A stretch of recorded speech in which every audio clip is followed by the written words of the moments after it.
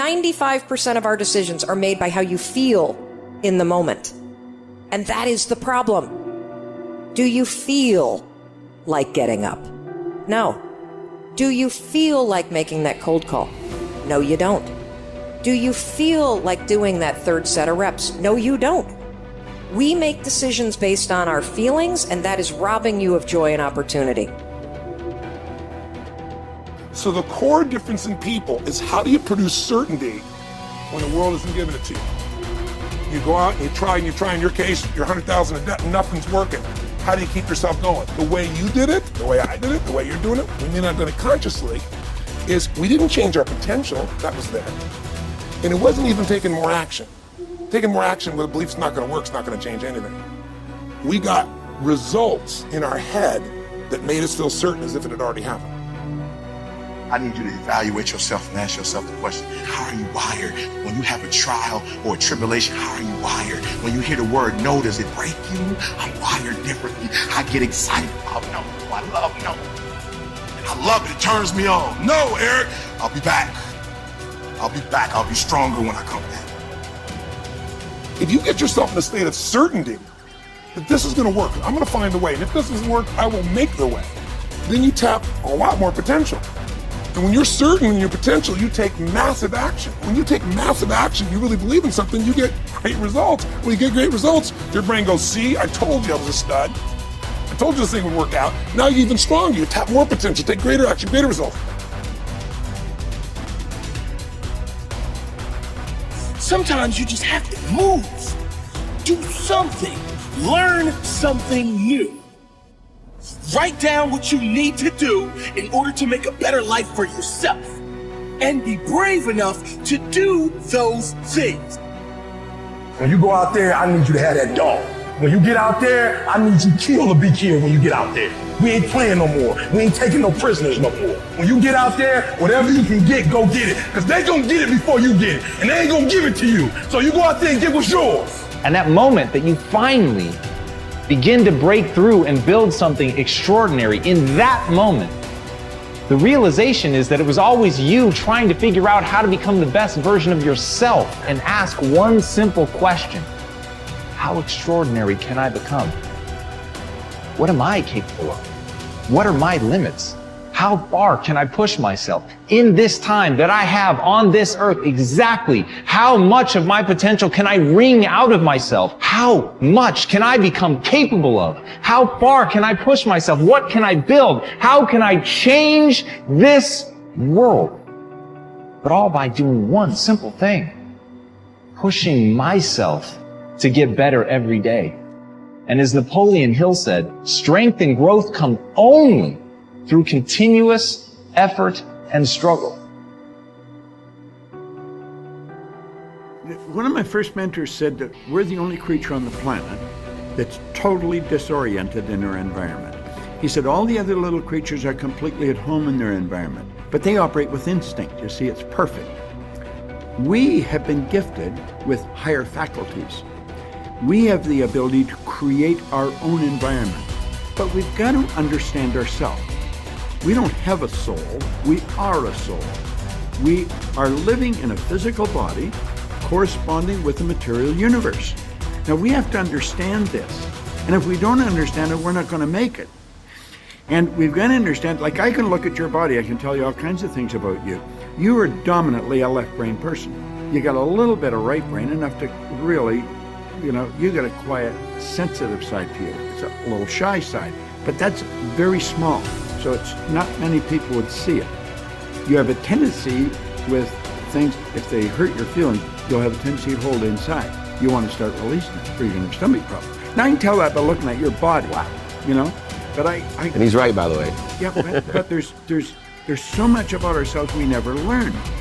The part of our mind that controls us is our intellect, or our subconscious, where the paradigm is, but we're trained to live through our senses. We're trained to go by what we see, hear, smell, taste, touch. And we've got to understand that we've got this genius within us, and if we will consciously gain an awareness, an understanding of how to alter the paradigm that's controlling our behavior, when we learn that, we can start to improve life, just like that. And there's no end to what we're capable of doing. We're conditioned genetically. All mom's DNA and all dad's DNA becomes our DNA. There's two particles of energy come together. That's the moment of conception. 280 days later, we make our debut on the planet. Then we're programmed by our environment, because our subconscious mind, which is totally deductive, it has no ability to reject.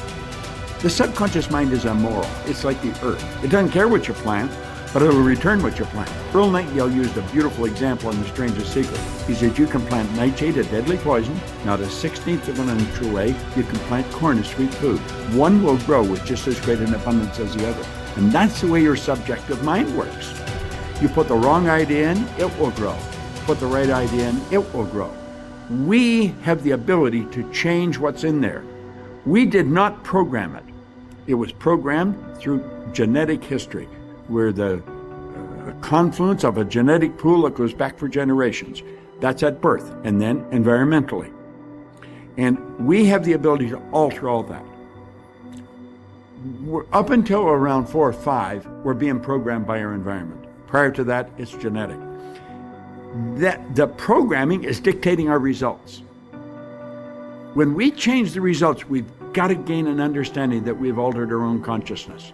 But if we don't understand all of that, we will point it down to it's him, it's her, it's it, it's this, it's that.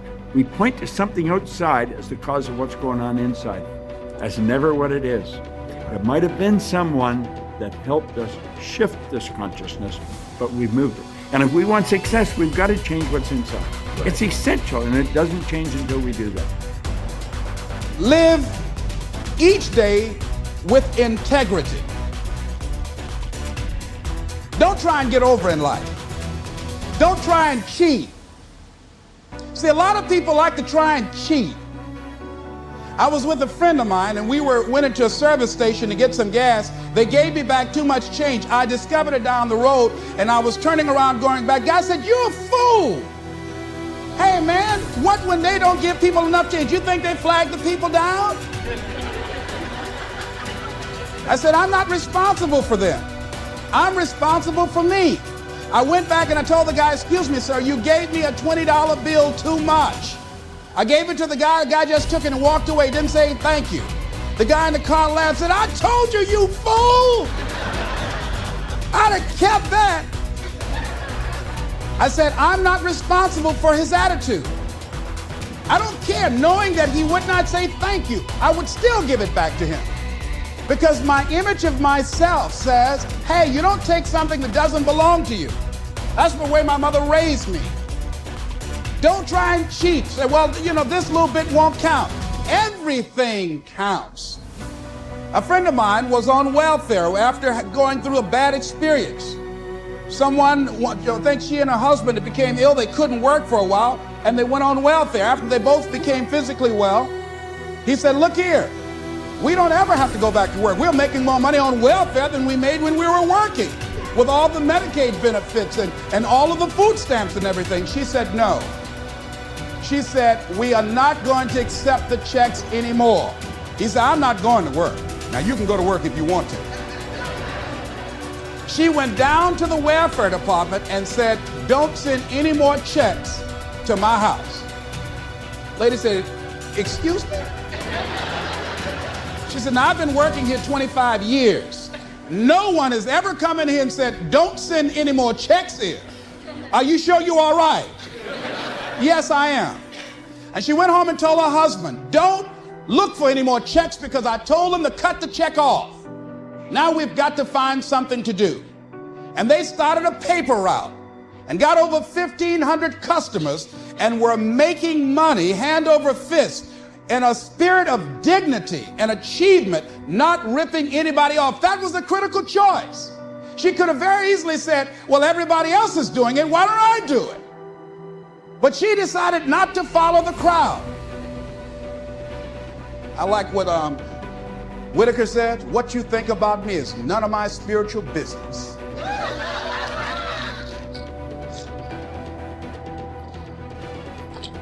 So when you're keeping integrity with yourself, you know that's going to bring you under a lot of pressure.